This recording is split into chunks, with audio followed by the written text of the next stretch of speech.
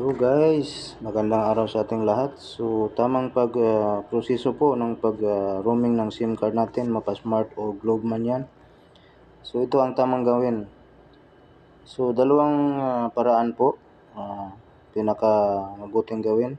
So punta kayo sa message nyo, type nyo po roam on, tapos send nyo sa 333, tatlong 3 po, bago ang flight. At least may load balance po kayong 100 piso regular load.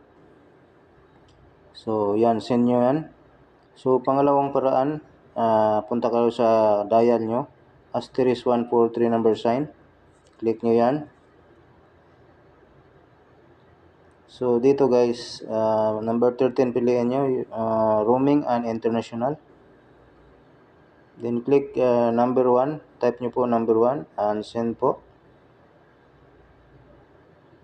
So you're now on auto roam. So auto roam na po kayo dyan. So pagkarating niya po sa abroad kung saan kayo pupunta, make sure nyo po i-on nyo po yung SIM card nyo. So tingnan nyo po kung paano natin i-on. Punta lang kayo sa network and internet.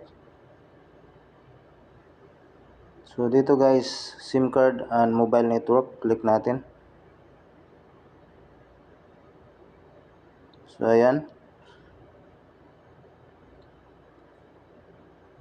So piliin nyo yung SIM card na naka-roaming, naka-sinend nyo. So anong SIM na gamit nyo.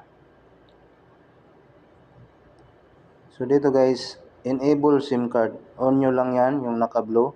So naka-arrow yan. Saka yung roaming, on nyo din, tulad ng yan. So yan guys, so pag naka-on na yan, pagdating nyo sa abroad, may ma-receive kayong message, welcome to ganyan, kung saang bansa kayo guys.